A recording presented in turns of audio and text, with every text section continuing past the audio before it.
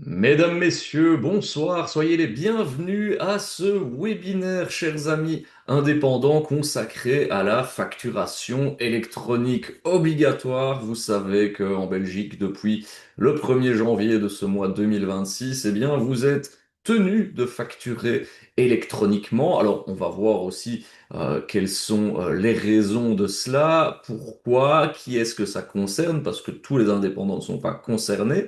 Donc on est ravi de vous accueillir dans cette session qui sera un peu plus théorique durant 1 heure et demie où on va vraiment vous parler de l'origine de cette facturation électronique, les tenants, les aboutissants.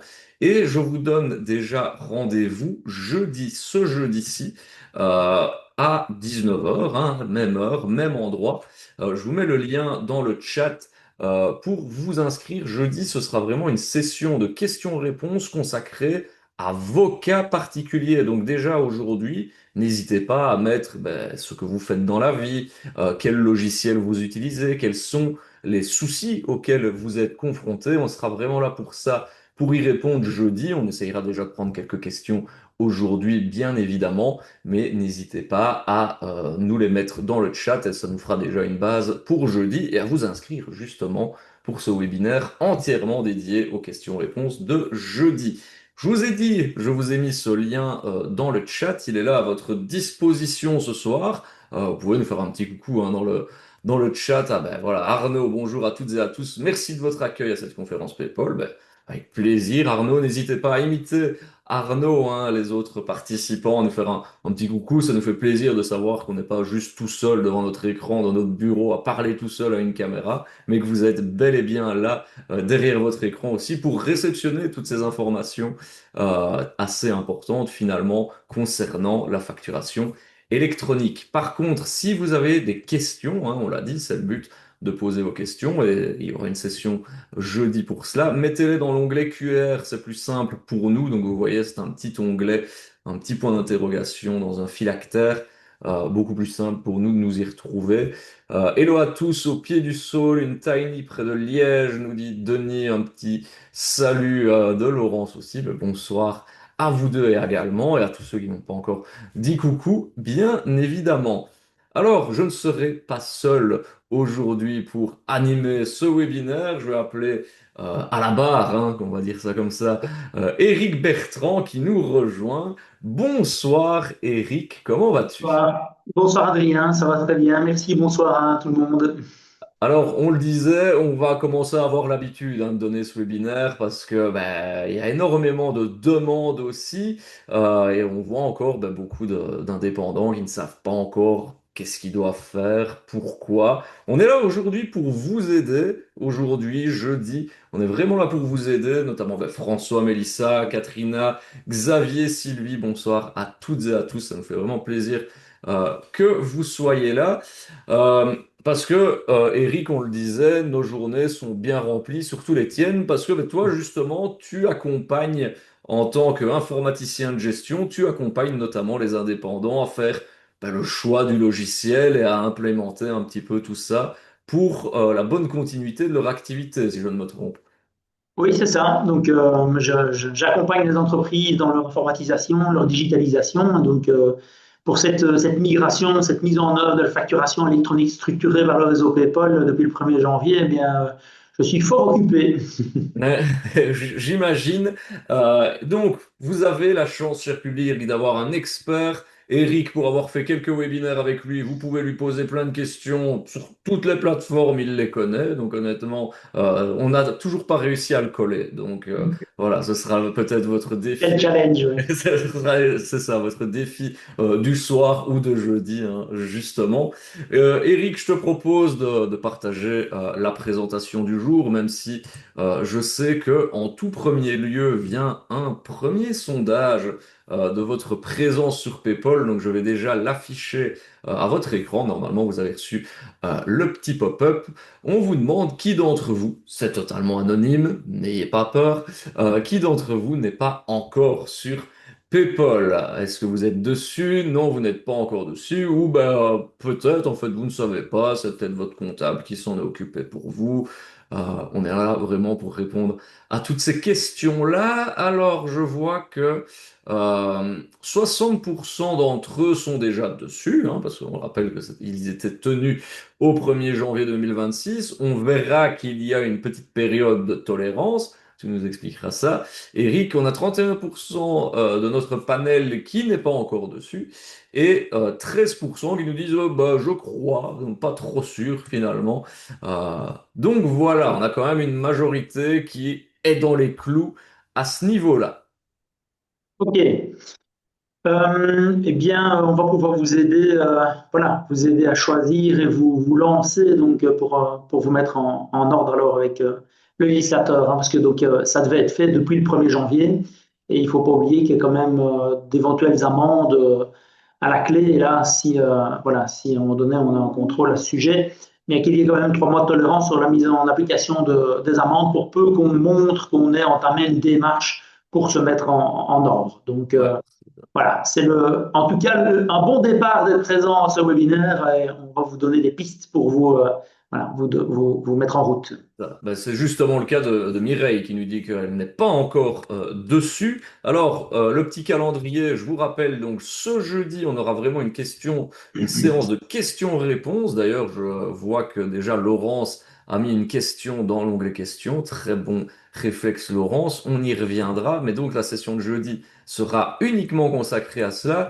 Et puis, le SNI, sur son site internet, vous a également préparer plein de ressources de documents. Il y a les replays des précédents webinaires, mais il y a aussi plein de documentation pour justement vous aider à déjà appréhender cette facturation électronique. Donc c'est quand même une petite mine d'or d'informations. Donc allez y faire un tour également. Je te laisse la parole, Eric. Je reviendrai vers toi au fur et à mesure, comme d'habitude. Bien sûr, bien sûr. Donc il ne faut pas hésiter à poser des questions et à m'interrompre, bien qu'on on en profitera quand même pour collectionner peut-être quelques questions spécifiques. Il ne faut peut-être pas hésiter à indiquer ce que vous faites comme métier, ce que vous avez comme plateforme, hein, comme le cas de Laurence qui explique bien un cas d'usage particulier, pour lequel je pourrais répondre si j'ai le temps aujourd'hui, sinon à coup sûr jeudi, donc sans faute. Donc en fait, dans les supports que j'utilise, il y a quand même une septantaine de slides, hein, donc on ne va pas les passer tous en revue, mais par contre, on vous les enverra, on vous les transmettra. Et dedans, il y a des questions-réponses, des FAQ, où il y a quand même voilà, beaucoup de choses qui ont été traitées non seulement par moi, mais également par des gens du SP Finance, avocats fiscalistes ou experts comptables. Donc c'est une base d'information qui est sûre et qui tord le cou également à des idées reçues ou à des rumeurs. C'est Voilà, donc important parce qu'il y en a beaucoup justement hein, sur la oui, facturation électronique. oui.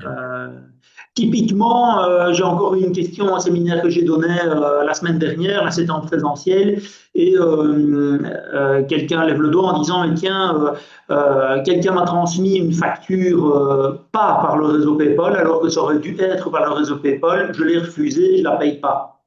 Ah ben, en fait, la facture qui a été certes pas correctement envoyée, elle est quand même éligible en fait, hein. Vous avez bénéficié d'une prestation ou de livraison de produits. Et donc, à partir de là, toutes les règles, les autres règles, qu'elles soient TVA ou fiscales ou de recouvrement divers et variés, à savoir attrait de retard, cause pénale et compagnie, restent d'application. Donc, la seule chose qui a été imposée par le législateur à partir du 8 juillet 2025 avec l'arrêté royal de mise en application, c'est le vecteur d'envoi qui est obligatoirement par PayPal.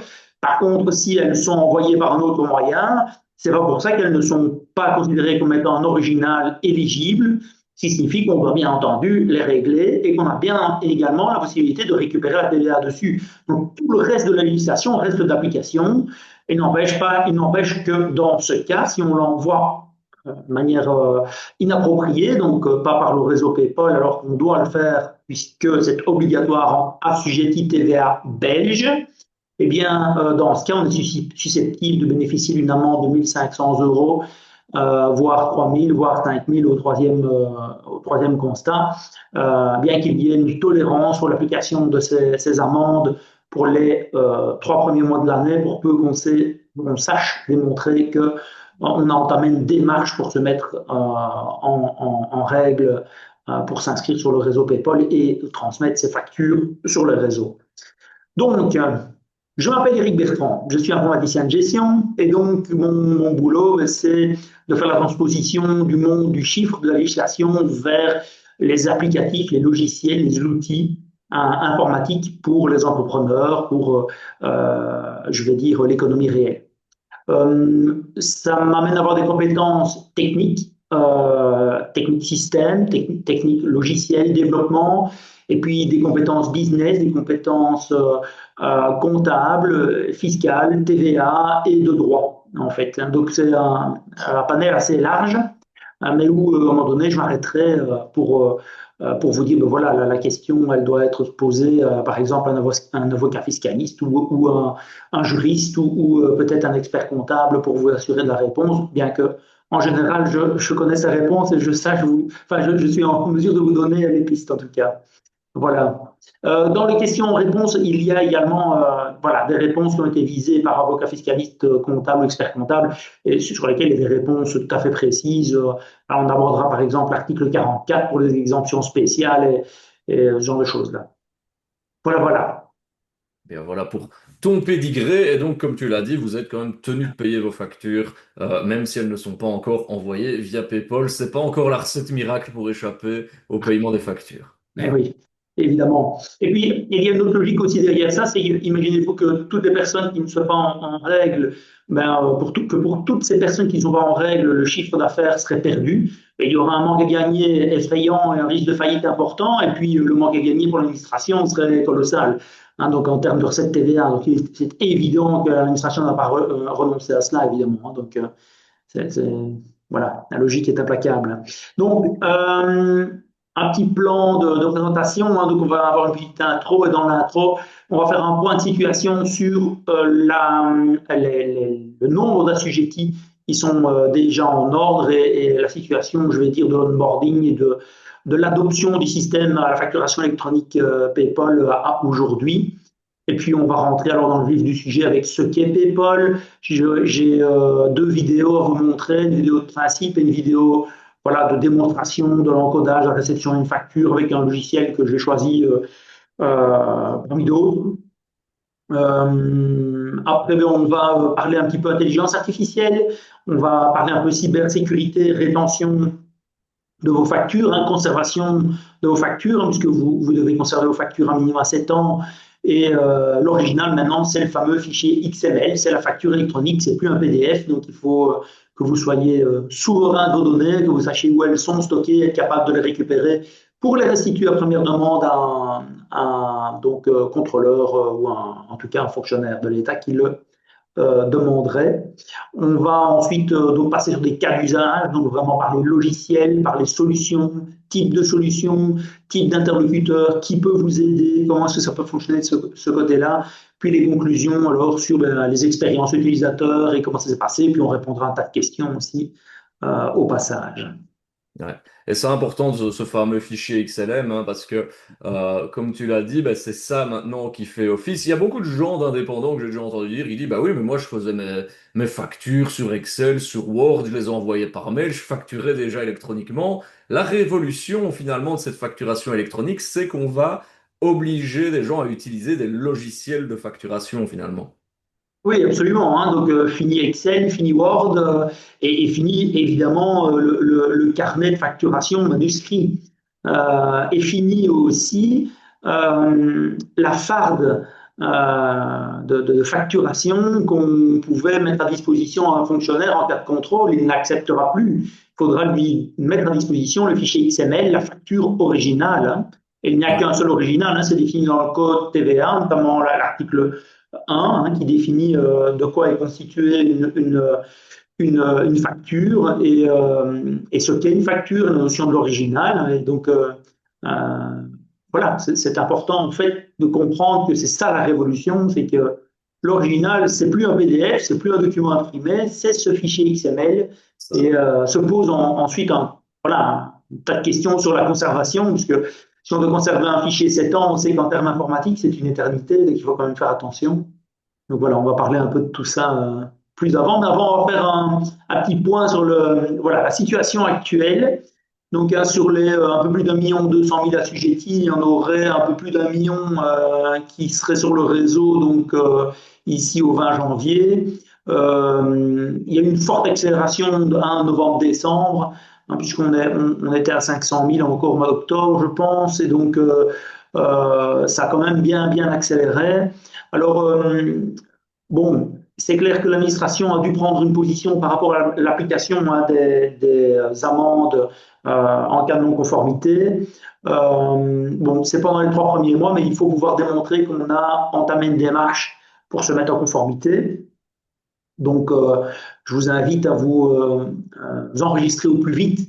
Donc, même si vous n'envoyez pas encore tout à fait toutes vos factures ou si ce n'est pas tout à fait net au niveau de la réception, mais qu'au moins vous soyez présent sur le réseau PayPal, que vous soyez identifié et inscrit sur le réseau. Je rappelle que c'est l'application que vous allez choisir, le logiciel ou la plateforme web que vous allez choisir pour vous connecter au réseau qui vous identifie, qui vous enregistre sur le réseau. Ce n'est pas une démarche séparée. Vous ne devez pas vous enregistrer sur le réseau d'un côté et puis aller vous identifier sur votre logiciel. C'est le logiciel que vous utilisez qui vous enregistre. Et d'ailleurs, si vous voulez changer de logiciel à un moment donné, vous devez vous désenregistrer avec ce logiciel pour pouvoir ensuite vous réenregistrer avec la nouvelle plateforme ou le nouveau logiciel que vous voulez utiliser. Donc ça se passe au niveau du logiciel. Donc cette question d'enregistrement, désenregistrement. Alors, en termes d'adoption, il y a quelque chose pour lesquels les statistiques et les chiffres ne sont pas clairs. Évidemment, en tout cas, sont très difficiles à générer. C'est le taux d'adoption en nombre de factures, c'est-à-dire qu'on a un taux d'adoption en nombre d'assujettis TVA, mais ce n'est pas parce qu'on est enregistré sur le réseau, qu'on est donc abonné sur le réseau PayPal, qu'on envoie nécessairement toutes ces factures et qu'on reçoit nécessairement toutes ces factures correctement par cette voie-là. Donc on constate quand même qu'il y a encore des problèmes donc sur cette question de je suis sur le réseau mais je n'utilise pas toujours très bien le réseau et donc la question aussi de l'application de ces amendes pour donc la facturation électronique n'est pas tout à fait claire parce qu'il y a une différence bien sûr entre être inscrit et l'utiliser et donc à ce sujet-là il y a encore des circulaires voilà, qui ne sont pas encore tout à fait précises au niveau de l'administration et donc, on attend un petit peu les mois à venir, ce que ça va donner. Puis, il y aura peut-être des jurisprudences aussi. Mais voilà. Et puis, alors, on a aussi, par rapport au point de situation, un problème de qualité de facture où il y a certaines erreurs qui peuvent apparaître et il est quand même nécessaire de les vérifier.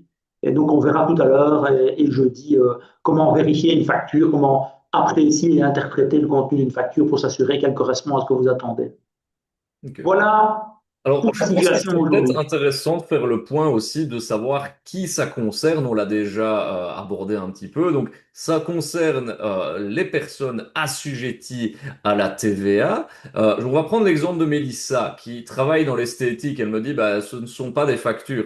Mélissa, qui travaille en esthétique, donc elle a, j'imagine, énormément de clients particuliers. Donc, a priori, ça ne la concernerait pas. Sauf qu'elle est assujettie à la TVA. Et du fait qu'elle est assujettie à la TVA, elle doit être présente sur le réseau PayPal pour être capable de recevoir ses factures en tant qu'assujettie TVA. Donc la législation va dans les deux sens, tant pour l'envoi que la réception. Et donc, dans ce cas-ci, il faut absolument, donc, pour Mélissa, s'inscrire sur le réseau. Et là, on va avoir déjà une solution. Hein, donc, voilà, ce sont des cas d'usage où Dockle, donc, qui est une plateforme web, est vraiment une bonne solution parce que ça a l'avantage en réception d'être gratuit. Donc, on peut, sur cette plateforme, recevoir ses factures donc, en s'inscrivant sur la plateforme Dockle et en s'enregistrant sur le réseau PayPal. Donc, on s'enregistre sur la plateforme Dockle. Une fois qu'on est enregistré, identifié sur la plateforme Dockle, après, on doit s'identifier sur la plateforme, sur le réseau PayPal, donc avec Dockle. Donc, l'avantage de Dockle, c'est que en plus, ils font de la conservation de documents. C'est une plateforme qui a pour objectif, en plus de faire de la gestion électronique documentaire, beaucoup de banques sont connectées sur cette plateforme. On a également voilà, d'autres prestataires de services sociaux ou divers. Et l'avantage, c'est que vous n'avez normalement pas trop à vous soucier de la conservation donc, de vos documents avec cet outil. Et a priori, bien, dans 7 ans, elles sont toujours disponibles, même si je vous conseille en plus de faire un backup au moins une fois par an du contenu de cette plateforme pour l'avoir sur voilà, sur un drive ou un local sur un PC ou que sais-je d'autre, mais une copie de sécurité de temps en temps, c'est quand même pas du luxe quand il s'agit d'une obligation légale comme celle-là. C'est clair. Donc, Mais en donc, résumé, l'obligation, c'est entre assujettis belges. Donc, si vous envoyez ou recevez des factures avec un tiers qui n'est pas assujetti, ce n'est pas obligatoire. Si vous échangez des factures avec un tiers en dehors de la Belgique, ce n'est pas obligatoire non plus. Donc, c'est en assujetti belge que l'obligation s'impose. Donc, je vais aborder un petit peu plus loin le cadre, en fait, l'origine et l'explication de ce dont il s'agit. parfait. Mais donc voilà, pour revenir sur le cas de Mélissa qui travaille en esthétique, comme tu l'as dit, ben, vous ne devrez pas facturer électroniquement, ça ne va pas changer votre rapport avec le client. Par contre, pour recevoir les factures de vos fournisseurs, il faut quand même s'enregistrer. Et comme tu l'as dit, un outil comme Docle qui est gratuit, si je ne dis pas de bêtises, peut déjà vachement faire l'affaire à ce niveau-là. Oui, voilà, ça c'est une bonne solution. Et même si à un moment donné vous devez mettre quelques factures, l'abonnement pour l'émission de la facture par Docker est très très faible. Donc je pense que c'est voilà, une solution d'entrée qui est sympa parce que la pignon sur rue, c'est quelque chose de fiable, de stable, avec des gros partenaires bancaires notamment. Voilà, c'est plutôt pérenne et j'apprécie, disons, cette solution dans le cadre de métier où il y a beaucoup de B2C et on ne fait pas de B2B, donc là, donc de vente business to business avec facturation, on fait que des ventes comptoirs avec des tickets. Donc, moi, voilà, je recommande personnellement Docker assez régulièrement. Donc, ben, c'est important donc de s'y mettre rapidement pour être en ordre avec le législateur, mais surtout parce que c'est plus facile et c'est plus rapide. Donc il y a une réduction des défis administratifs, c'est plus facile et l'importation de la facture électronique, en fait, c'est devenu crucial dans le contexte économique numérique. Ça permet des transactions rapides et efficaces, donc ça signifie qu'elles s'encodent complètement et automatiquement dans le logiciel. Donc, on est dans le monde, je vais dire, digital moderne.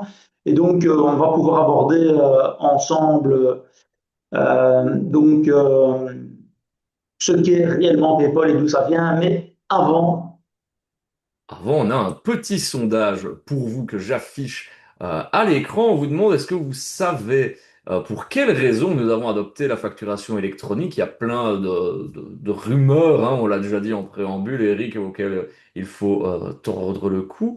Dites-nous donc si oui ou non, et si vous le savez, pourquoi finalement vous avez un petit encart pour répondre. Autrement, vous pouvez le mettre dans le chat. Également, pour l'instant, on est à 100% sur non. On ne sait pas pourquoi finalement on a pris cette facturation électronique. Donc, au moins, on aura le mérite d'apprendre quelque chose aujourd'hui. Ah, il y a quelqu'un qui nous dit quand même que oui, ça commence à arriver, mais pour voir les raisons, je vais devoir mettre fin au sondage avant. Donc, je laisse encore un petit peu voter également. Ça commence à se rééquilibrer, hein. C'est à 70% de non, 31% de oui. Et alors, je vais clôturer pour afficher les détails et savoir quelles raisons vous nous dites. Ben, pour les raisons, vous dites empêcher la fraude, le gouvernement a besoin d'argent, limiter la fraude fiscale. Voilà, c'est un peu ça hein, finalement. oui, tout à fait. Absolument, hein. Donc, la raison première, donc, c'est lutter contre la fraude TVA qui a coûté des centaines de millions et même des milliards d'euros à la Commission, à la communauté européenne, hein. Donc, sur les dernières années, les fraudes carousel TVA, notamment, par exemple, ont coûté une fortune aux pays, aux États membres. Et donc, il s'agit d'un projet européen. Donc, cette adoption à la facturation électronique structurée par PayPal, c'est européen, imposé donc, par la Commission européenne. Et d'ailleurs, ça s'appelle pan-européenne Public Procurement Online. Donc, il y a plusieurs informations là-dedans. Donc, on comprend que c'est européen et on comprend en fait qu'il s'agit d'un outil d'échange, d'outils de fourniture, de procurement. Et donc, en fait, c'est un outil qui a été développé en 2012 par la Commission européenne pour faciliter les échanges entre les administrations, dont des échanges de facturation. Donc, avec PayPal, on sait faire plus qu'échanger des factures. On sait échanger des bons de commande, des bons de livraison, que sais-je d'autres encore. Et donc, ça ouvre aussi des perspectives pour la suite de PayPal, des échanges entre entreprises, pour faire aussi de l'échange d'autres documents que ceux qui sont proposés par le format d'échange structuré par PayPal. Et donc, le système en fait est garanti par la Commission européenne, mais il s'agit d'un système mondial. Donc le réseau est ouvert au monde entier, il y a des fournisseurs de services au Canada, aux États-Unis, en Australie et d'autres pays encore, essentiellement occidentaux. Ça permet en fait à tous les entrepreneurs d'être présents sur le réseau et d'échanger facilement leurs factures. Donc on peut imaginer des entrepreneurs belges échanger des factures par exemple avec des Français.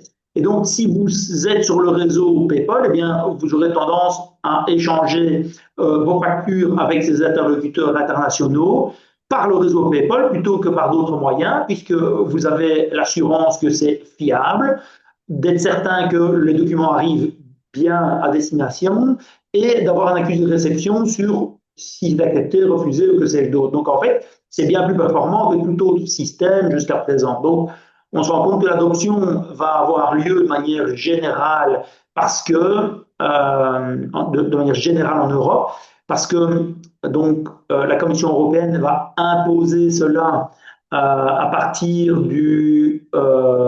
enfin jusqu'au 31 du 12 2029 pour tous les pays États membres. Donc tous les pays d'Europe, pour tous les assujettis, seront obligatoirement sur le réseau PayPal pour leur échange de factures. Donc nous, ici au 1er janvier, on était bons élèves, on était les premiers, premiers de classe.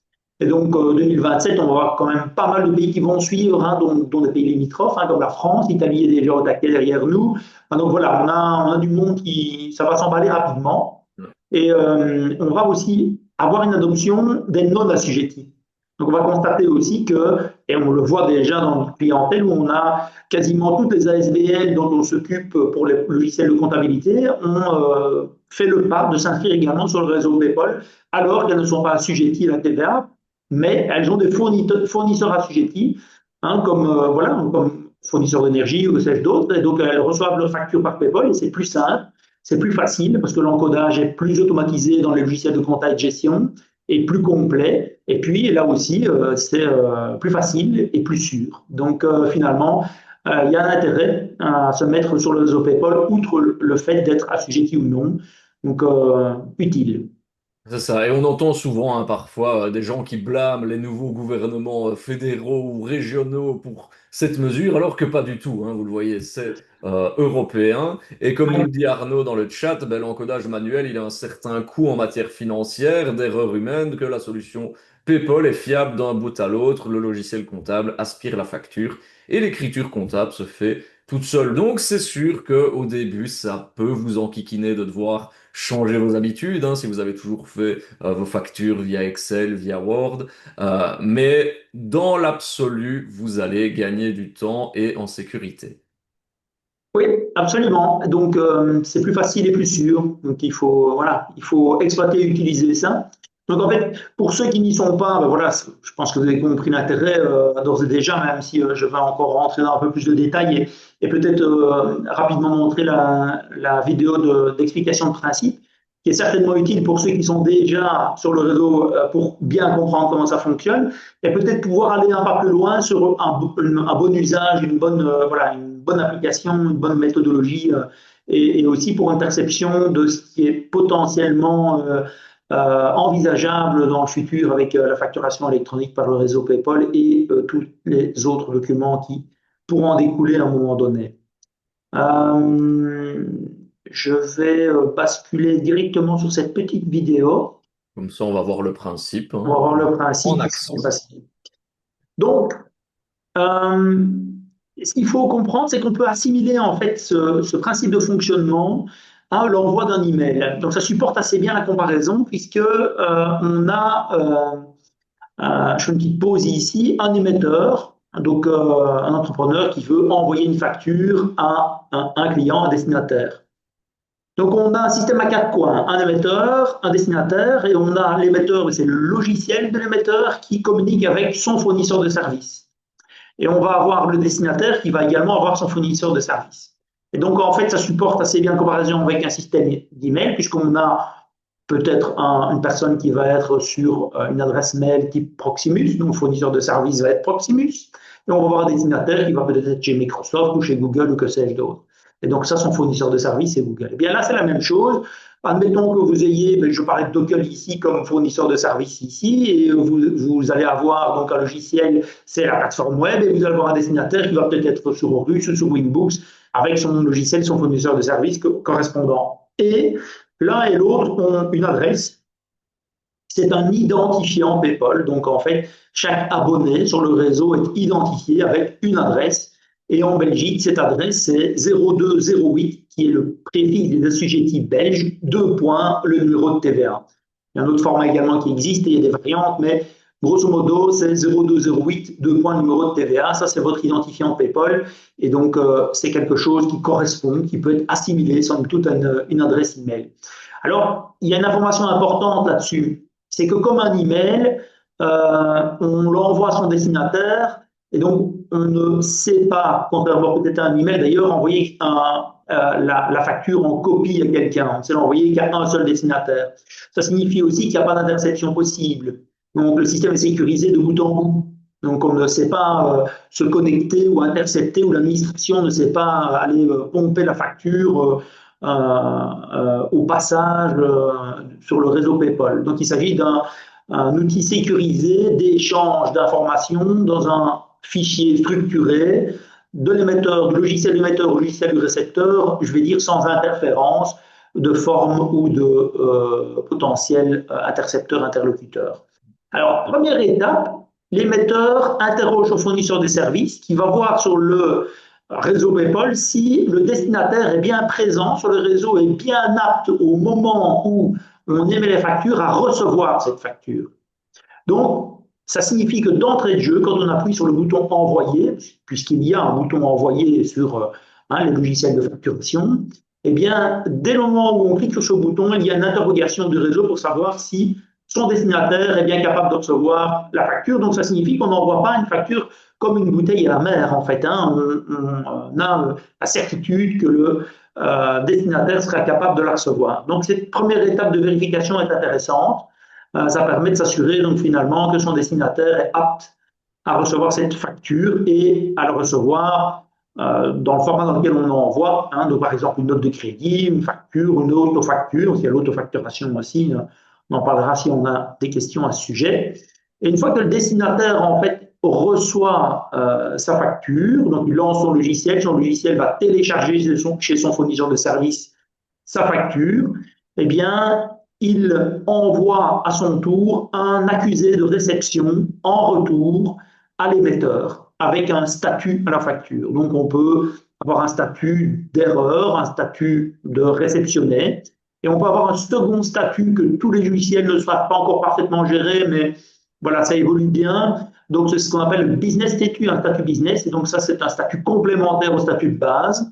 Donc, on peut dire que le destinataire reçoit la facture, mais peut par exemple indiquer qu'il a besoin d'informations complémentaires, refuser éventuellement la facture ou la marquer comme payée. Enfin, il y a 8 statuts différents qui peuvent être attribués à une facture pour que l'émetteur puisse avoir donc le retour d'état, le retour du business status pour le logiciel émetteur. Donc, flux tendu, standard, sûr. Donc, c'est voilà, c'est ça le principe en fait général de l'envoi de la facture par le réseau PayPal. Et donc, il n'y a pas de stockage permanent de la facture sur un serveur quelconque qui sera à disposition de l'administration ou de tiers quelconque. Ouais.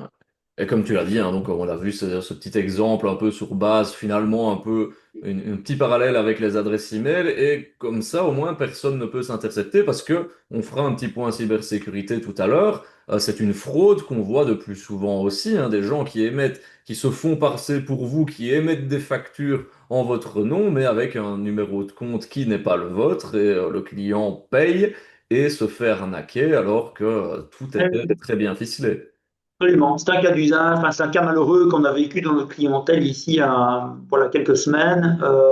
Donc un garagiste qui a remporté une enchère sur un site de vente et donc il a reçu une facture sur sa boîte Skynet et il avait l'habitude d'acheter des véhicules donc sur ce site et la boîte mail a été piratée et le numéro de compte a été falsifié en indiquant dessus qu'il s'agissait d'un nouveau numéro de compte. Et de bonne foi, ben, il a payé. Et en fait, c'était 15 000 euros qui ont été perdus. Euh, voilà, donc là, c'est une fraude typiquement qui ne sera plus réalisable par le réseau PayPal, quoi. Ouais, c'est des cas malheureux, évidemment.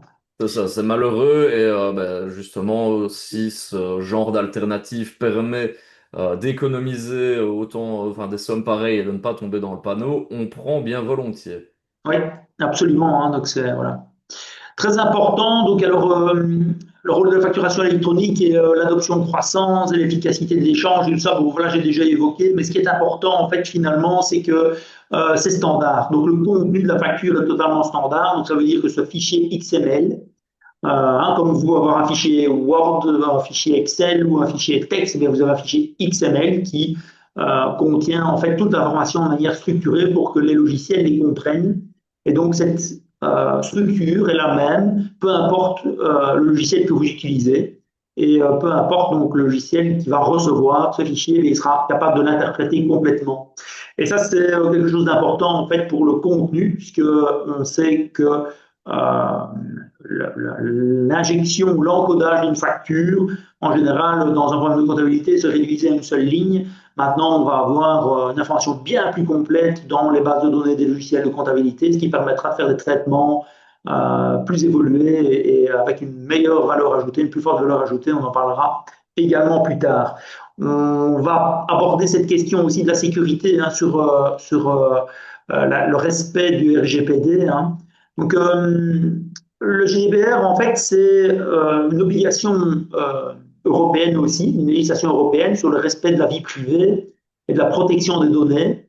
Donc, ça signifie que, par exemple, les coordonnées d'un client que vous indiquez sur une facture, ben, vous ne pouvez pas les diffuser à des tiers. Hein, c'est quelque chose qui, voilà, qui fait partie de la vie privée. Vous ne pouvez pas envoyer les coordonnées d'un de vos clients à un fournisseur tiers sans son consentement, par exemple. Donc, ça signifie que quand vous envoyez votre facture électronique à travers le réseau PayPal, mais vous voulez quand même être sûr qu'elle ne soit pas interceptée ou qu'un fournisseur quelconque ne puisse pas récupérer ces informations pour s'en servir, par exemple, pour de la publicité. Donc ça, vous pouvez être certain qu'à travers le réseau PayPal, l'identification des logiciels, la méthode hein, de certification, d'identification et compagnie sont tout à fait sûrs. Et donc, vous êtes dans le respect total justement du GDPR à travers ce réseau. Par contre, vous devez être dans la maîtrise de vos données pour vous assurer que quand votre facture électronique est arrivée, eh bien, elle soit stockée dans un environnement sûr. Donc, il faut des ordinateurs avec des antivirus, avec des versions mises à jour, hein, avec des mots de passe et de la double notification. Donc voilà, tout ça c'est important. Hein. Donc mot de passe fort, double notification et mise à jour et antivirus, c'est la base. Hein. Donc faut pas travailler sur des programmes et des logiciels et des environnements où tout ça n'est pas rencontré. Hein. Si vous êtes sur une plateforme web, vous devez toujours avoir le petit cadenas en haut à gauche hein, pour être avec une plateforme avec un certificat. Donc toutes ces petites choses sont voilà, des choses obligatoires de bonnes pratiques pour être en conformité avec le législateur. Et ça fait partie, oui, des contraintes et des, je vais dire, consignes de sécurité de base que vous devez appliquer tous les jours pour vous assurer que vous n'êtes voilà, vous n'êtes pas en danger par rapport à vos données, votre protection des données ou la destruction des données, hein, en rapport avec cette question de la conservation pour le cas d'une demande d'un fonctionnaire de la TVA, par exemple. Quoi. Donc, par rapport au réseau, encore un mot, euh, le réseau est soutenu par la Commission européenne et par OpenPayPal qui est basé ici à Bruxelles, qui gère ce réseau-là avec 17 modérateurs qui sont des représentants légaux de 17 pays de la CE. Donc, c'est du solide, quoi. Hein. C'est pas quelque chose qui disparaîtra demain. C'est soutenu par les États, par les États membres. Donc, on peut être certain qu'il ne s'agit pas d'une lubie éphémère de l'administration qui impose ça. C'est quelque chose de durable et sûr, hein. On est sur quelque chose qui a une perspective d'évolution et il y a des évolutions techniques et technologiques autour de ça, puisque des améliorations, des fonctionnalités naissent tous les jours dans les logiciels pour vous apporter une plus-value fonctionnelle régulièrement. Voilà, voilà, j'avais sauté également directement la vidéo avec le système à quatre coins, donc je passe également ça. Je reviens sur la question hein, de la standardisation et de l'interopérabilité euh, que j'ai déjà abordée. Et donc, ça m'amène en fait à la question de l'enregistrement d'informations. Donc, j'ai abordé cette question d'une facture plus complète qui sera injectée dans vos logiciels. Euh, Quelque chose en fait qui est très difficile à faire pour un comptable, c'est de calculer les prix de revient. Et quand il arrive à calculer les prix de revient, bien sûr, quand il arrive à vous les donner, en général, ils sont obsolètes. Donc, vous prenez par exemple tous les documents que vous recevez pour une déclaration TVA, par exemple, qui s'est clôturé ici au mois de décembre. Vous allez demander, mais tiens, voilà, on a un trimestre complet, on voudrait bien avoir nos marges brutes, notre situation et des prix de revient par type de produit. C'est un boulot très fastidieux en fait pour un comptable puisqu'il doit passer en revue chaque facture pour en calculer en fait sa marge brute par rapport aux achats correspondants, avec évidemment tous les problèmes d'erreur, puisque ce n'est pas un pour un, hein, ce n'est pas un produit qu'on achète et un produit qu'on vend, on achète une série de produits qu'on transforme, qu'on agglomère, voilà, on vend de la main-d'œuvre, par exemple, ce genre de choses-là, et puis on obtient une facture finie, un produit fini, et la différence entre les deux parfois est très compliquée. Voilà, on parlait d'un commerce d'esthétique, même chose, comment est-ce qu'on peut arriver à calculer les prix de revient là-dessus. Et si on a une vente détaillée avec même des ventes caisses, mais où on pointe ces articles convenablement ici, on a dans ces factures d'achat, donc grâce à la facture structurée, le détail de tous les articles qu'on achète. Là, on se rend compte qu'on peut facilement faire travailler une intelligence artificielle qui va pouvoir faire un calcul entre les entrées et sorties, même en temps réel, pour vous donner vos prix de revient corrects et vous permettre d'identifier précisément ce avec quoi vous gagnez plus ou moins bien votre vie et de pouvoir aussi gérer de manière plus fine votre métier et donner aussi des outils supplémentaires à votre comptable pour vous apporter des conseils appropriés, hein, donc orienter vos investissements. Et donc ça, c'est des choses en fait qui vont améliorer votre gestion au quotidien. C'est un vrai plus hein, pour les comptables et pour les gens qui veulent faire une analyse plus fine de leurs chiffres et qui pourra se faire automatiquement, certes grâce à l'intelligence artificielle, mais l'intelligence artificielle sans données structurées, sans données correctes, c'est quelque chose qui n'est pas très efficace. Hein. On parle d'hallucination pour les intelligences artificielles.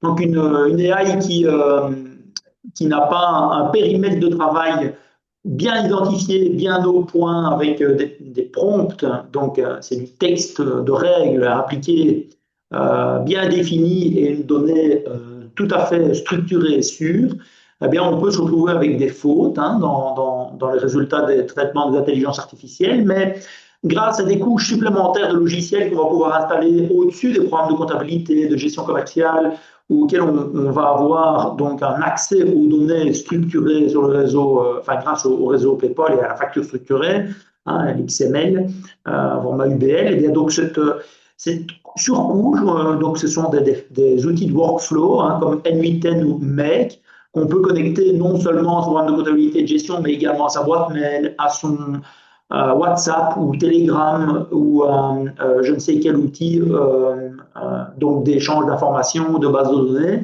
Eh bien, on pourra poser la question en langage naturel à son système et l'intelligence artificielle ira collecter l'info et fera les calculs pour vous. Et donc, on a un cas ici d'un collaborateur qui ne pointait pas ses travaux quand il allait en clientèle. Et donc, on avait des gros problèmes de facturation. Et donc, on a demandé à cet outil donc d'être capable de remplir des bordereaux, des bons de livraison qui vont être transformés en facture en langage naturel. Et donc, ce collaborateur parle donc à son Telegram dans ce cas. Donc, c'est comme WhatsApp. Hein, et indique qu'il vient chez tel client, qu'il a fait telle et telle tâche, qu'il a laissé tel et tel produit comme des câbles, des connecteurs, ce genre de choses-là. Et automatiquement, l'encodage de la facture a lieu sans la moindre intervention.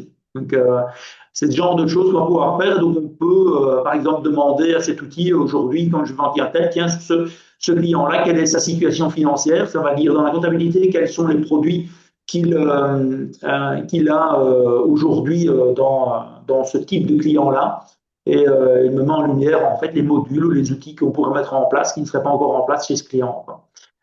En direct, hein, en temps réel. Hein, ça lance les requêtes tout seul. Enfin, c'est canon, hein, comme résultat. Donc voilà, on a pas mal d'outils d'intelligence artificielle qui commencent à arriver. On a Virtuosa, qui est un logiciel donc, de gestion dédié aux acteurs du bâtiment, qui ont également intégré l'intelligence artificielle et on peut dicter à l'AI les informations que l'on voit dans une visite de chantier ou sur un devis. Et le système va calculer un devis en temps réel pour faire une terrasse, pour calculer par exemple le coût pour remettre de l'isolant dans une toiture, dans des choses là. Et ça marche très bien, hein, c'est vraiment redoutable. Et on aboutit alors finalement avec une chaîne complète jusqu'à l'encodage des articles qui sont eux-mêmes intégrés dans la facture, quoi. Donc toute cette longue chaîne fait que, à nouveau, l'AI est super compétente pour pouvoir sortir des statistiques et des chiffres qui sont canons, quoi. Ouais, et c'est vraiment le futur, hein, cette intelligence artificielle. Et donc, chez vous, le collaborateur, ben, finalement, c'était un peu un mauvais élève en termes de Ah oui, facturation, et maintenant, c'est le meilleur élève, tout ah oui, simplement tout à parce fait, il qu'il... est à jour maintenant. Donc oui, non, non, tout à fait, c'est remarquable. Ça a vraiment changé la vie de ce côté-là.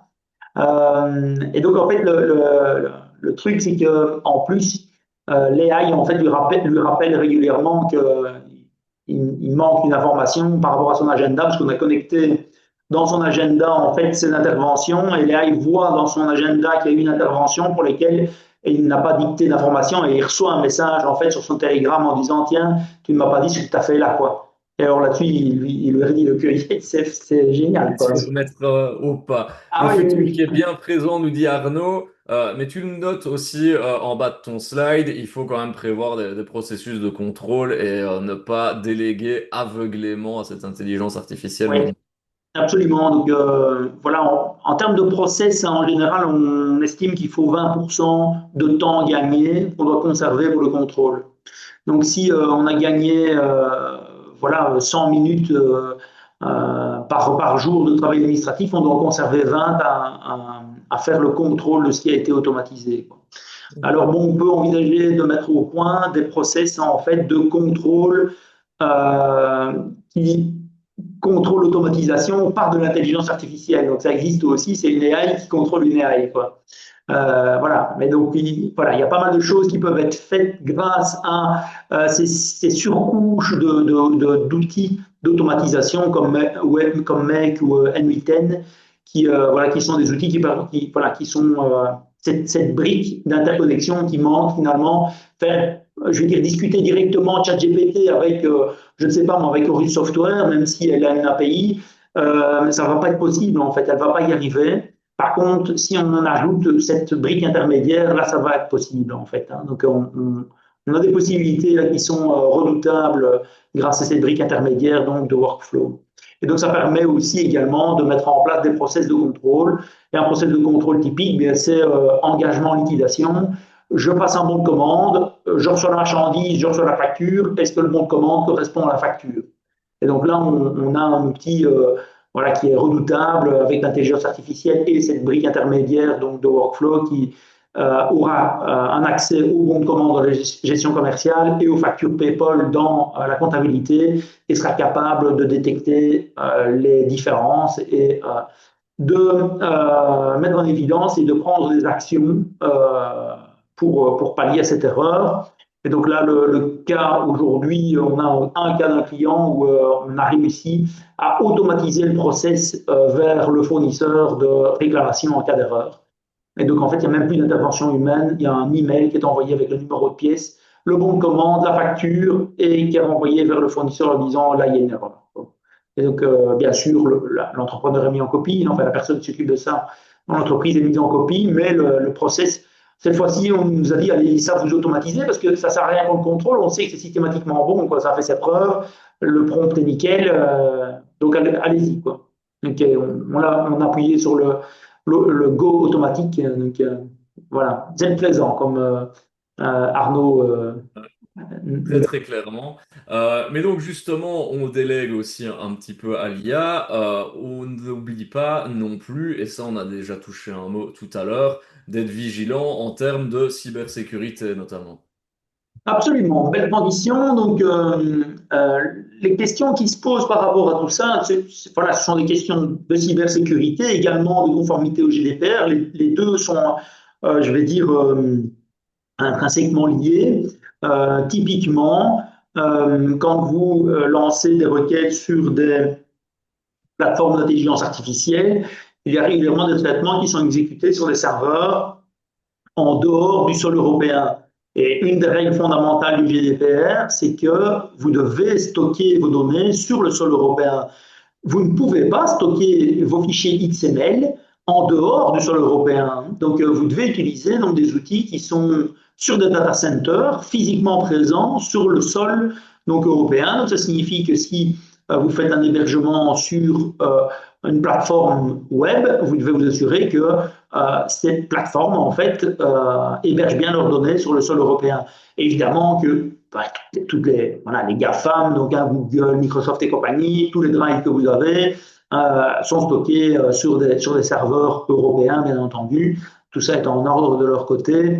Puis ils sont surveillés par la Commission européenne. Donc, je veux dire, il n'y a pas de souci derrière ça. Mais pour des fournisseurs voilà, moyens ou les fournisseurs de solutions d'intelligence artificielle, parfois les traitements ont lieu sur des serveurs américains et ça peut poser des problèmes là, sur la question voilà, du GDPR et de la cybersécurité, puisque cette information peut transiter par Internet de manière non sécurisée. Et là, il y a des précautions à prendre ou des choix de serveurs d'intelligence artificielle sur des solutions européennes. Et il en existe, hein, puisqu'on doit parler, par exemple, de le chat qui est français, ou des serveurs d'intelligence artificielle dédiés d'OVH ou que sais-je d'autre. Hein. Donc il y a vraiment des solutions, des alternatives qui existent pour des traitements comme ceux dont on parle sur de la gestion commerciale, ERP, comptabilité, BI ou que sais-je d'autre. Ouais. Le RGPD, c'est souvent un peu le vilain petit canard hein, aussi qu'on laisse un peu de côté malheureusement parce que ben voilà, on a pris par exemple, je prends le cas des personnes qui travaillent dans le marketing, de le pas de travailler sur Google Analytics. Ben normalement, on ne peut pas travailler sur Google Analytics si on veut être 100% conforme avec le RGPD. Mais disons que voilà, sur Google Analytics, on peut prendre des serveurs européens. Donc il y a du paramétrage fin à faire. Donc ils offrent ces solutions-là, mais il faut y être attentif. On doit se géolocaliser et vérifier que l'hébergement ait bien lieu sur le sol européen. Bon, je veux dire, au-delà de ça, se pose la question toujours du respect de la position que le législateur vous fait sur la conservation de la facture originale, dont j'ai déjà parlé. Donc c'est 7 ans à minima, mais ça peut aller donc au-delà pour les biens amortis. Donc si vous achetez un bâtiment qui est amorti 15 ans, mais vous devez conserver toutes les factures liées à ce bâtiment pendant 15 ans. 15 ans, c'est une éternité hein, en termes digital. Et donc, conserver l'XML original pendant 15 ans, il faut quand même s'accrocher. Donc, ça veut dire qu'il faut certainement avoir des solutions de stockage cloud, une plateforme sur laquelle voilà, on reçoit habituellement ces factures PayPal, mais en plus avoir une ou l'autre copie de sécurité annuelle, éventuellement une copie chez son comptable, hein, ce qui est pas mal, mais si on n'a pas de comptable, il faut tirer son plan pour avoir une bonne solution de sauvegarde et de conservation. Ce qui ouvre la porte à des problèmes de cybersécurité, puisque plus on a de copies, plus on augmente la sensibilité à un risque de piratage ou de cryptage ou de vol ou que sais-je d'autre. Donc, il faut quand même voilà, avoir une petite réflexion autour de ça. Il y a un changement de paradigme. Hein. C'est tous les problèmes qui n'existaient pas quand on avait une bonne vieille farde dans son classeur derrière son bureau. C'est clair que voilà, tous ces problèmes n'existaient pas. Donc il y a quand même quelques précautions à prendre. Et typiquement, c'est d'avoir une copie de sécurité chez son comptable à travers l'envoi de ses factures sur le programme de comptabilité de son comptable. C'est déjà pas mal. Mais pour ceux qui ont des ERP propres ou ceux qui utilisent des plateformes en ligne, si vous avez une plateforme en ligne qui disparaît, et c'est possible en 15 ans, hein, ce sont des cas d'usage qu'on va rencontrer, et si vous n'avez pas fait de copie de sécurité de vos factures, alors bon, les factures de l'année, vous pourrez toujours demander un duplicata, mais demander des copies de factures sur les 5 dernières années avec tous vos fournisseurs, ça va être compliqué. Quoi. Donc, de grâce, faites une copie de sécurité au minimum une fois par an à partir des plateformes web que vous pouvez utiliser pour l'envoi et la réception des factures électroniques structurées par le réseau PayPal. Ouais, très clairement, les bonnes pratiques en matière de cybersécurité, enfin de sécurité informatique tout court, restent de mise. Justement, on parlait un peu d'échanges et de sécurité de ces échanges. Arnaud nous pose la question dans l'onglet QR, si le protocole de transfert du fichier XML, est-ce qu'il est différent d'un HTTPS? Oui, alors donc en fait, le format XML, c'est un format de fichier, comme je le disais tout à l'heure, comme un format Word doc ou XLS pour Excel ou CSV pour un format de stockage fichier texte structuré. Donc en fait, c'est un type de fichier dans lequel on a défini une structure qui est standard.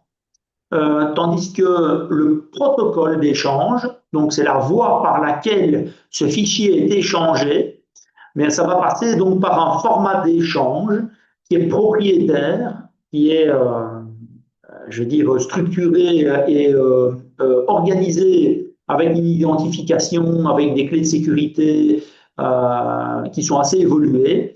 Et donc, ce protocole, en fait, est spécifique à l'échange PayPal. Donc, le protocole d'échange du fichier XML est spécifique au format d'échange PayPal.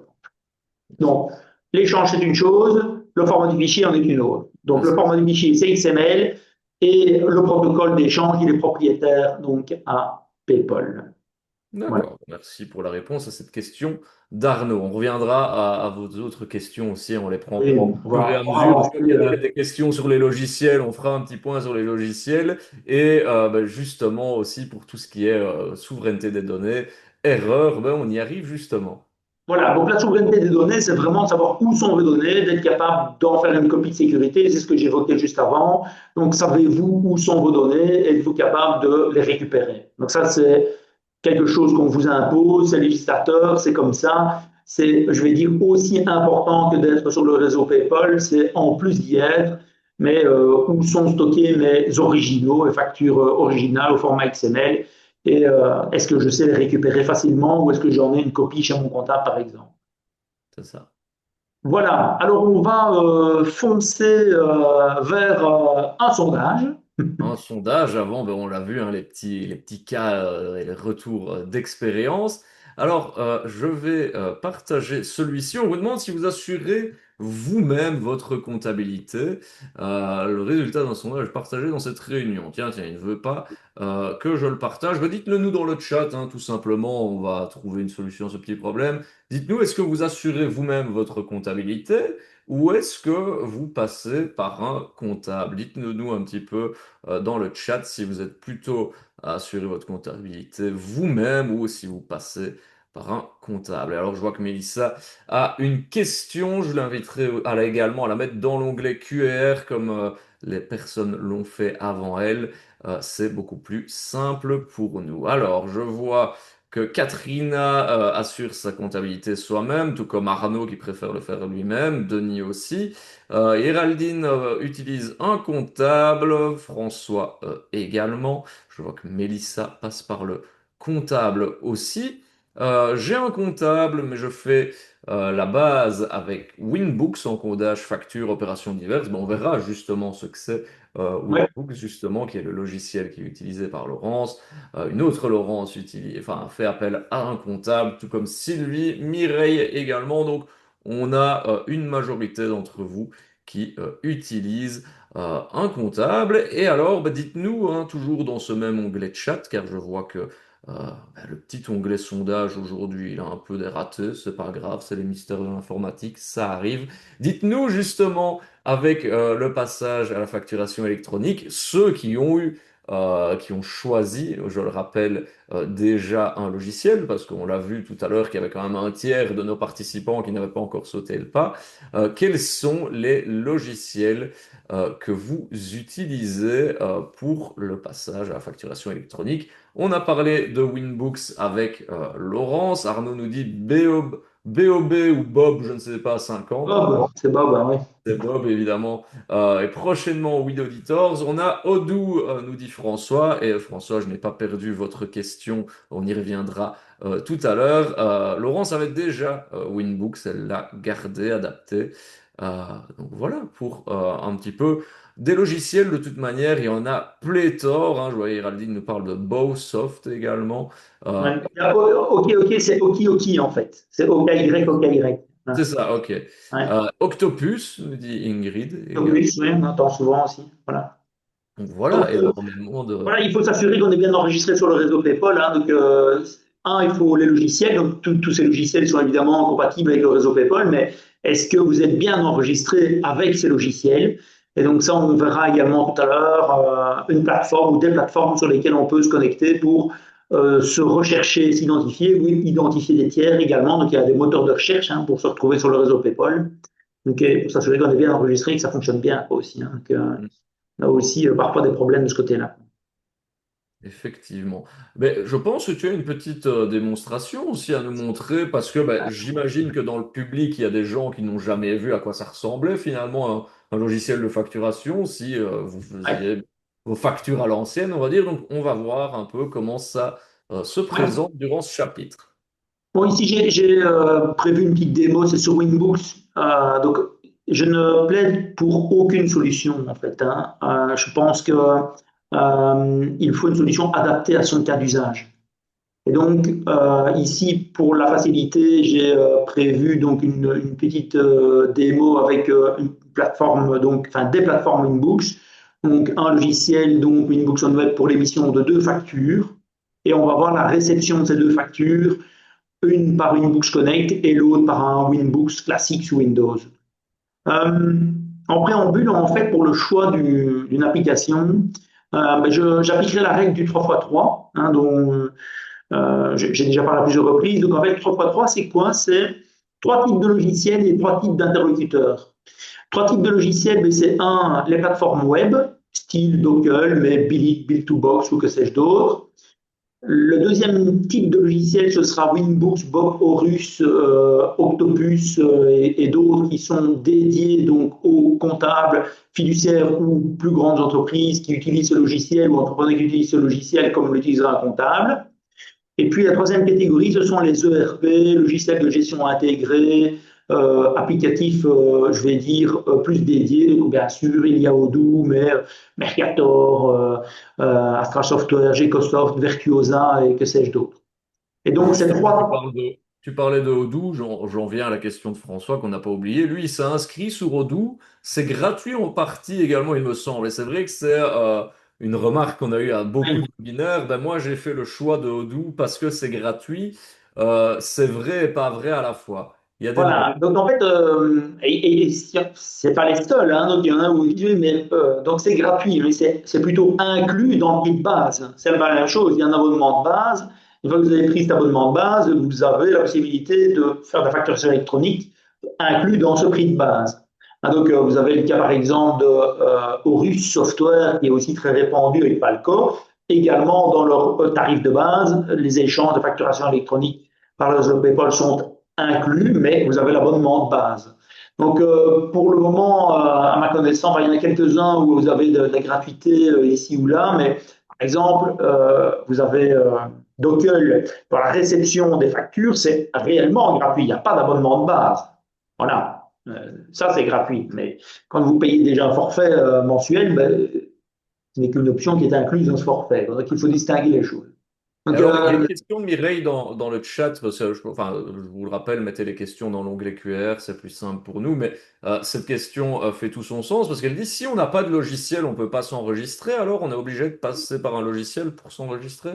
par une plateforme web, par exemple comme Docker, ou par un logiciel qu'on partage avec son comptable, hein, donc une Books Boborus, ou un logiciel de ERP, de gestion commerciale, donc Odoo, voilà, on parle de Virtuosa, de Gecosoft, enfin et d'autres. Donc il faut une de ces trois solutions. Donc ça, c'est ça en fait ce que le législateur impose. C'est il vous faut un logiciel, il vous faut une plateforme web, il vous faut une solution de facturation connectée au réseau PayPal. Donc Word, Excel, c'est terminé. Facturation manuscrite, c'est terminé. Donc c'est ça que le législateur a fait. Il a dit stop à tout ça. Maintenant, vous utilisez un outil intégré au réseau PayPal. C'est ça qui est imposé donc depuis le 1er janvier 2026. Donc effectivement, sans logiciel, on ne sait pas s'enregistrer. C'est le logiciel qui vous enregistre donc sur le réseau PayPal. Le logiciel, fût-il une plateforme web ou un applicatif dédié ou un ERP ou que sais-je d'autre. Donc je parlais de 3x3. Donc j'ai saucissonné en 3 catégories de logiciels. Et là, je vais saucissonner en parallèle de ça de 3 interlocuteurs différents. Donc, les premiers interlocuteurs, ce sont vos collègues, vos corporations, le SNI. Le deuxième, je vais dire interlocuteur, mais le plus important, si vous en avez un, c'est le comptable. Si vous avez un comptable, vous devez absolument vous mettre d'accord avec votre comptable pour utiliser une plateforme compatible ou en tout cas une méthode d'échange de ces factures originales, donc un UBL, un fichier XML, donc à envoyer donc, vers le comptable. Je serais malheureux d'aller imprimer une facture qu'on a téléchargée sur le réseau PayPal et puis de la mettre dans une farm pour la conduire à la fin du trimestre au comptable. Ça non, hein, s'il vous plaît. Donc, le deuxième interlocuteur, comme je disais, c'est le comptable et le troisième interlocuteur, c'est l'informaticien de gestion. Donc, votre corporation, le comptable et puis l'informaticien de gestion, ce sont des gens comme moi. Pour les logiciels spécialisés, on parlait d'Odoo et compagnie, il vous faut quelqu'un pour vous accompagner ou des compétences spécifiques. Et donc là, le cas d'Odoo, en fait, c'est que on me pose souvent la question, tiens, je suis fleuriste et j'ai l'opportunité d'utiliser Odoo et on fait uniquement des ventes comptoirs. Je trouve que c'est un petit peu gros comme solution, c'est un petit peu surfait comme solution. On est plutôt là sur un canon pour tuer une mouche. Un gros ERP avec toutes les complexités que ça implique et les difficultés qu'on peut avoir dans sa gestion, je trouve que voilà, c'est un petit peu surfait dans ce cas. Voilà. L'idée aussi, donc c'est pour ça que le sondage qu'on vous a demandé, si vous passiez via un comptable, comme on l'a dit, c'est déjà d'avoir un logiciel qui est synchro avec lui et aussi de se tourner soit vers vos corporations ou vers un informaticien de gestion pour avoir la solution la plus adaptée à vos besoins et pas, comme tu l'as dit, tuer une mouche avec un bazooka. Voilà. Ou s'inscrit sur une plateforme qui ne fait pas le boulot à l'opposé. Hein. Donc on prend un Dockel et on émet 1000 factures assujetties TVA par an. C'est sûr que Dockel ne convient pas. Quoi, hein. Donc on est. Voilà. Donc tout est possible et on voit de tout. Et donc pour le moment, chez nous, on a des appels tous les jours avec des solutions voilà, qui ont enfin, des cas d'usage où l'onboarding n'a pas été fait convenablement avec la bonne solution. On désonboard à côté pour réonboarder avec une solution plus adaptée. Quoi. Donc ça, pour le moment, c'est notre quotidien. Quoi. Donc on a quand même une majorité des assujettis TVA qui sont présents sur le réseau, mais pas correctement ou pas suffisamment, donc dans le sens où ils ne l'utilisent pas assez. Et donc là, on donne des coups de tournevis autour de tout ça pour le moment, quoi, en fait. Ouais. C'est La petite toujours comme ça, démo, quand il y a une grosse révolution, on va dire, numérique et dans les habitudes, ben, il faut le temps de s'habituer un petit peu aussi. oui, mais voilà, ça va prendre des mois hein, avant qu'on ait vraiment voilà, une habitude, un usage qui soit tout à fait standardisé. Je propose qu'on passe à la démo alors. À ton aise, vas-y. Allez, en avant. Donc, comme je disais, hein, donc un Winbooks on web. Donc, c'est uniquement pour la démo, mais donc je ne plaide pas plus pour cette solution que pour une autre, mais c'est l'ensemble qui est intéressant pour expliciter les concepts. Donc, pour ceux qui n'ont jamais encodé de facture avec un logiciel de gestion, ben, on doit indiquer le nom du client, éventuellement des références, informations de paiement, des libellés divers et variés et les articles qu'on va vouloir facturer.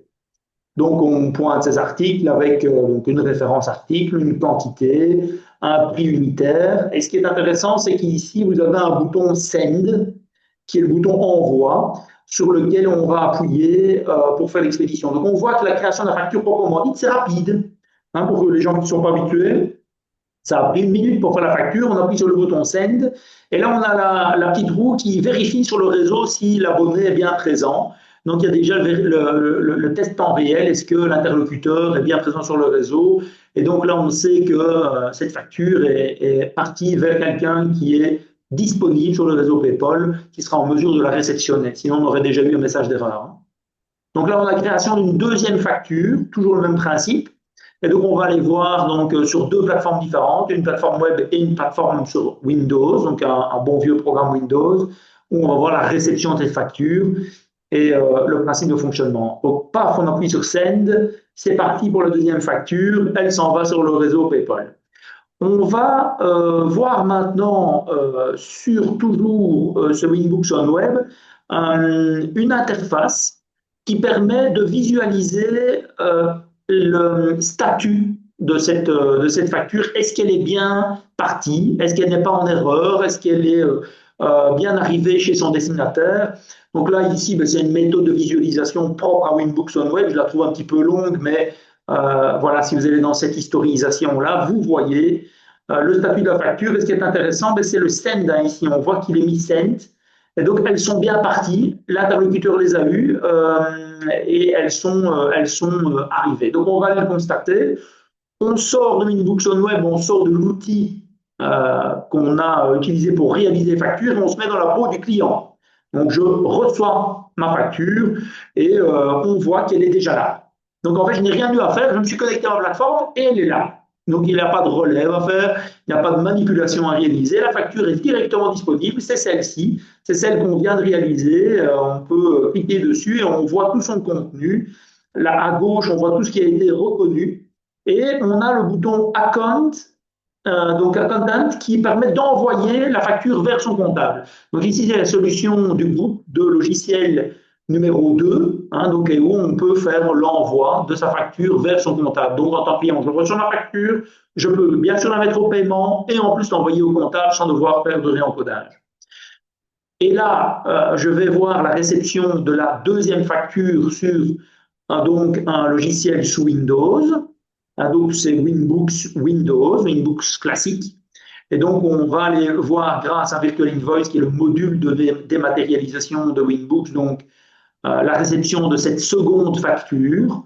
Donc, on voit que j'ai une facture qui est enregistrée, qui est arrivée. Je dis oui, je veux la télécharger et je la vois immédiatement, elle est tout de suite disponible. Et là, à nouveau, on a toutes les informations reconnues. À droite, on voit également hein, les numéros de TVA et que l'identification du tiers a eu lieu. Et on va voir que cette facture d'achat va s'encoder en un clic. Paf, c'est fait. Et donc ça a eu lieu grâce au fait que le contenu est automatiquement identifié et reconnu. Donc on n'a pas dû manuellement encoder le client, les articles ou les montants. C'est directement encodé sans intervention manuelle. Et donc, on a été vite, hein, en fait, et c'était le but de la vidéo, c'était finalement de montrer que quand on est habitué, eh bien, vous pourrez refaire cet encodage aussi rapidement que ceci. Et donc, on se rend compte que c'est nettement plus rapide que de faire une facture avec beaucoup d'autres outils. En réalité, une fois qu'on a bien organisé, c'est efficace. C'est ça. Il faut juste prendre le pli de sortir de sa zone de confort et des petites habitudes qu'on a instaurées au fil des années finalement.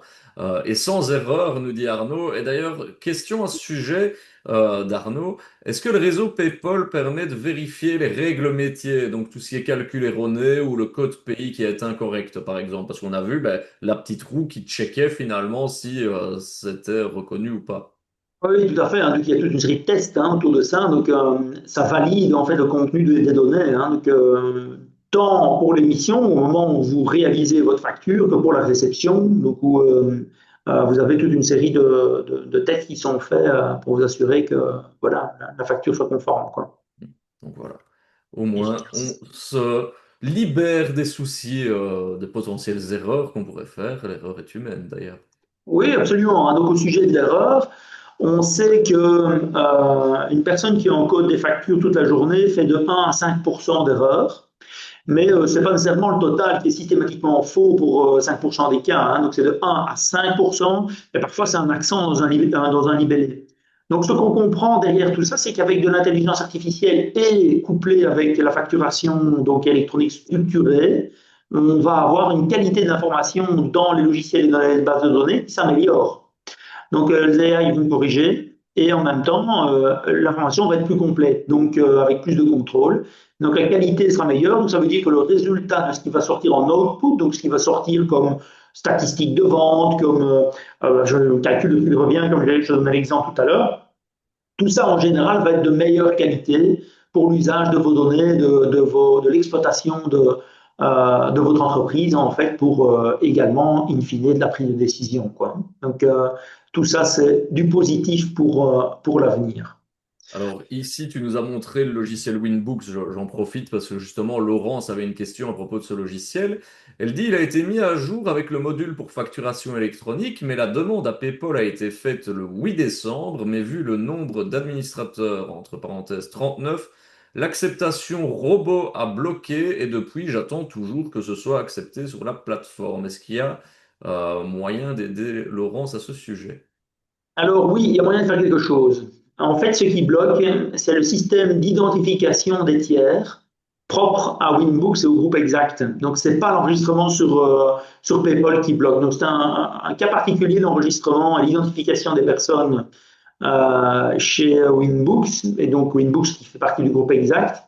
Donc, en fait, ils offrent des services complémentaires à la facturation électronique, dont des services pseudo-bancaires. Donc, ils ont le niveau d'identification des personnes bancaires sur les entreprises.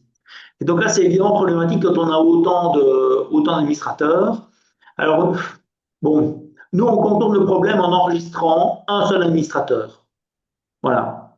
Et donc, on passe à travers tout dans le système. Et donc, on enregistre en fait un des administrateurs avec It's Me.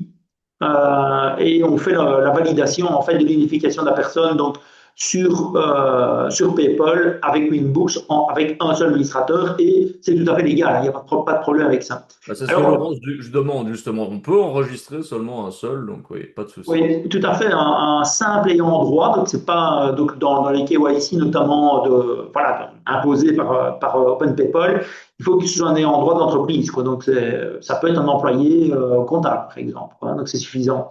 Alors une autre technique aussi pour contourner le problème, c'est que ce n'est pas parce que vous utilisez un programme de comptabilité en particulier que vous ne pouvez pas faire la relève PayPal avec un autre logiciel.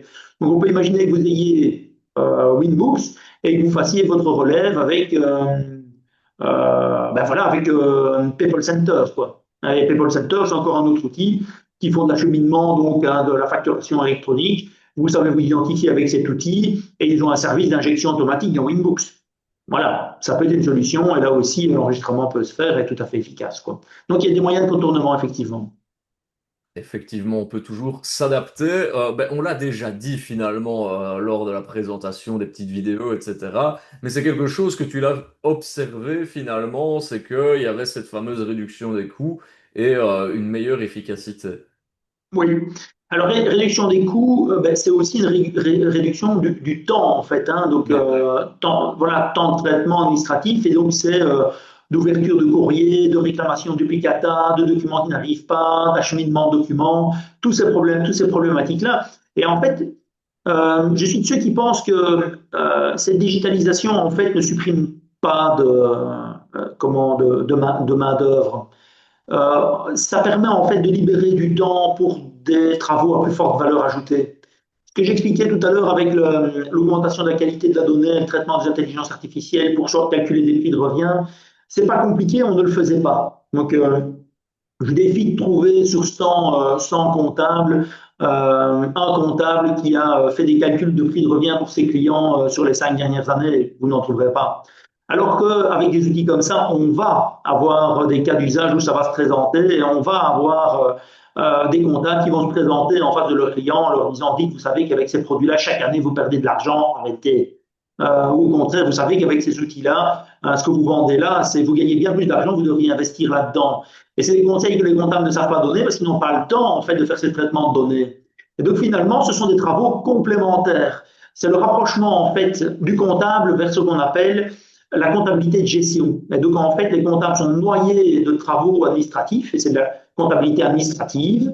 Et la comptabilité donc de gestion est largement négligée en faveur de cette comptabilité administrative. Et on va voir peut-être un retour, et je l'espère, du temps de travail des comptables internes ou externes, hein, même des, je vais dire, entrepreneurs qui font la comptabilité eux-mêmes, pour consacrer un petit peu de temps à la comptabilité de gestion, qui a une réelle plus-value en fait pour l'exploitation du métier et du business et amener finalement une meilleure compétitivité, une meilleure efficacité. Et ça, c'est le vrai progrès quoi, en fait hein, de tout ça.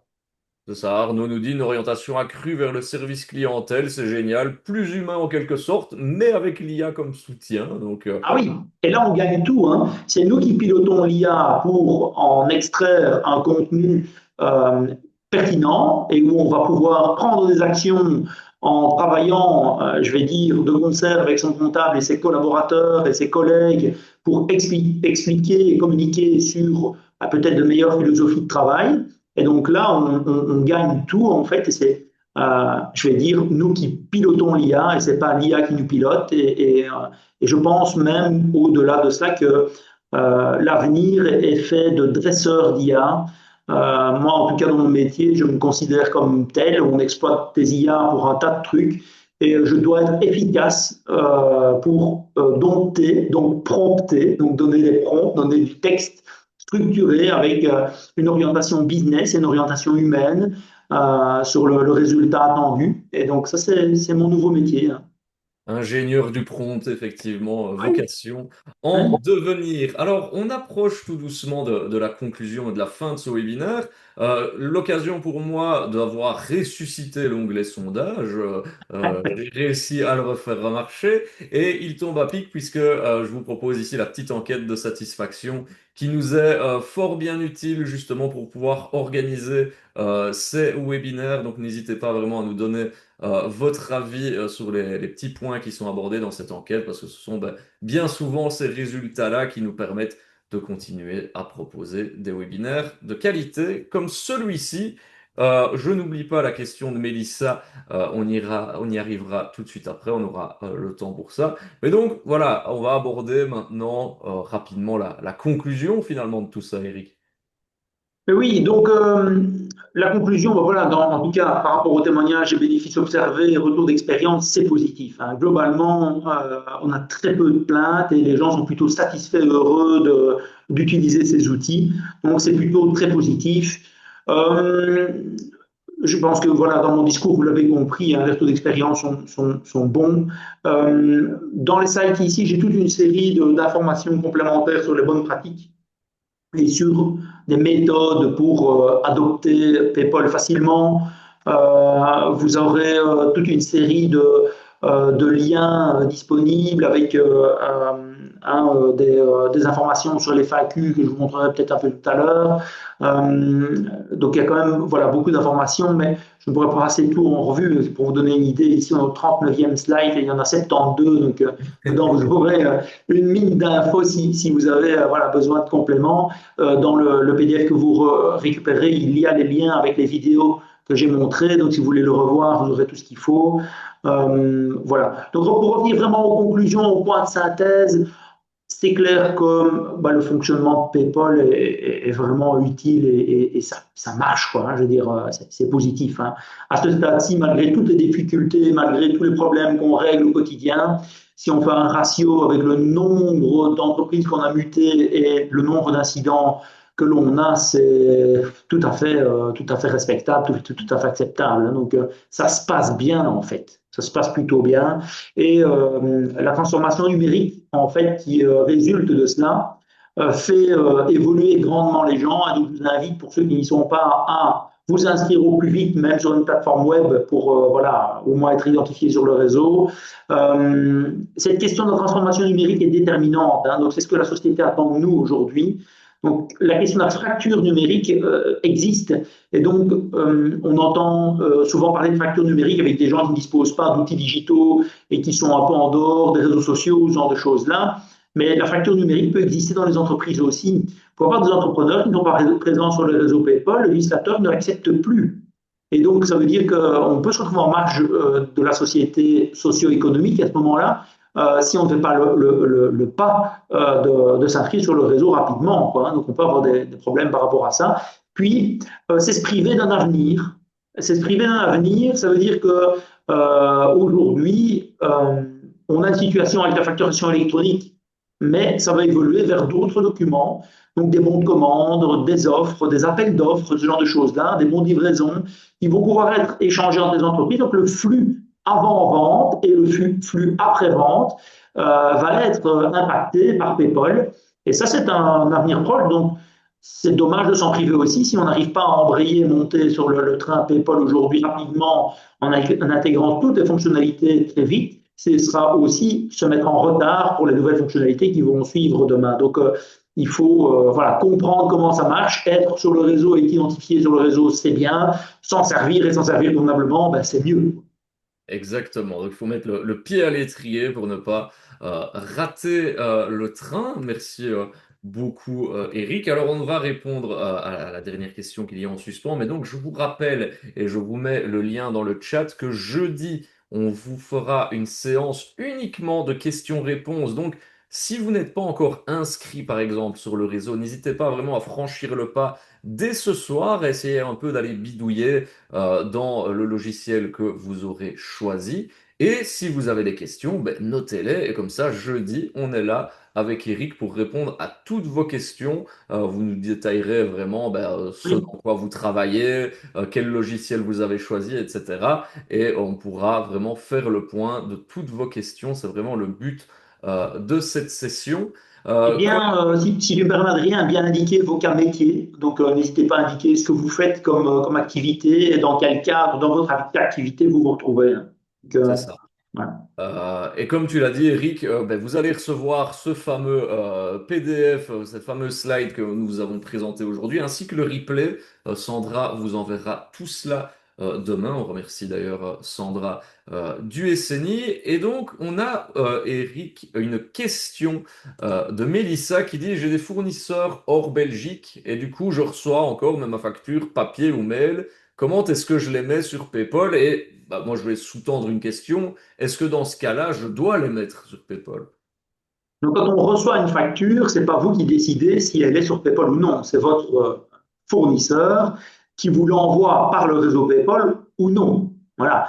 Au même titre que quand vous envoyez une lettre à quelqu'un, soit vous lui envoyez par email, soit vous lui envoyez par courrier postal. C'est la même chose. Donc, si un de vos fournisseurs, fût-il étranger, vous envoie une facture par email ou même par courrier, vous êtes toujours dans la même situation qu'avant. Et donc, vous ne changez rien à votre méthode de travail. Si vous avez pris l'habitude de scanner le format papier pour l'envoyer après vers votre logiciel de comptabilité ou vers votre comptable, vous continuez comme ça. Si par contre, vous avez un fournisseur étranger qui est sur PayPal peut-être déjà depuis longtemps, eh bien, vous pouvez peut-être lui transmettre votre identifiant PayPal 0208 2 points votre numéro de TVA en lui demandant dorénavant, vous pouvez m'envoyer les factures par le réseau PayPal, quoi. Donc, l'échange et la communication à ce niveau a de l'intérêt. Et d'ailleurs, on voit fleurir régulièrement en pied de signature de facture et de signature de mail, l'identifiant PayPal qu'on transmet à des tiers, en particulier aux étrangers, puisque entre assujettis belges, comme la structure est standard, on se retrouve facilement entre nous. Mais par contre, avec des étrangers, toute cette structure peut changer. Et donc, voilà, quand on travaille à l'international, c'est utile de communiquer et d'indiquer son identifiant PayPal à des tiers. Ouais, tout à fait. Et alors, j'anticipe, parce qu'on avait déjà eu ce cas de figure avec ben, des fournisseurs hors Belgique. Vous ne serez évidemment pas en porte-à-faux de la loi non plus, hein. On ne va Oui, pas vous mettre une amende parce que vous recevez une voilà, facture papier ou mail et que vous devez la mettre sur PayPal. Absolument pas. Il n'y a pas d'obligation à ce niveau-là. absolument. Voilà, donc c'est l'obligation, c'est entre assujettis belges.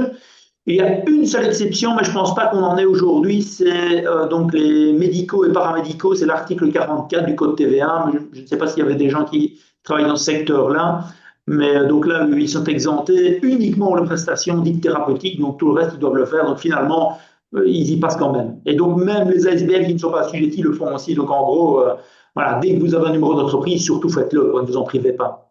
C'est ça, finalement, on va quand même, à l'avenir, normalement, tous petit à petit y passer. Donc, autant prendre le train en marche dès maintenant et ne pas se retrouver ben, dans la Absolument. configuration dans laquelle vous étiez peut-être il y a quelques mois, quelques semaines, de se dire, pris à la gorge, ah, il faut que je m'y mette.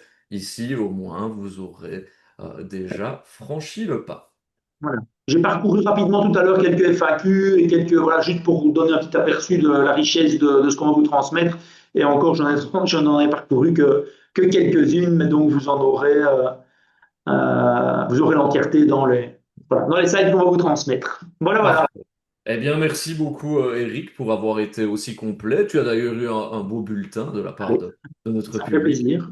pour ce soir. Et donc, on vous donne rendez-vous jeudi à 19 heures. Vous allez être dirigé vers la page d'inscription. D'ailleurs, je vous ai mis le lien dans le chat. Je vous remets aussi une dernière fois le lien du site internet du SNI avec vraiment toutes les informations que vous pourrez retrouver sur la facturation électronique obligatoire. Il y a de la documentation, les replays des prochains webinaires, ainsi que les dates de questions-réponses, parce que, ben, il y a une session ce jeudi, mais vous verrez sur le site internet qu'il y a encore des sessions de questions-réponses qui sont programmées jusqu'au 2 mars. Donc voilà, vous pouvez également ben, voilà, vous inscrire ou, ben, comme je l'ai dit, hein, commencer à bidouiller un petit peu dans vos logiciels de gestion de facturation et puis ben, venir nous poser vos questions. La lumière sera ouverte, la porte également. On vous accueillera avec plaisir.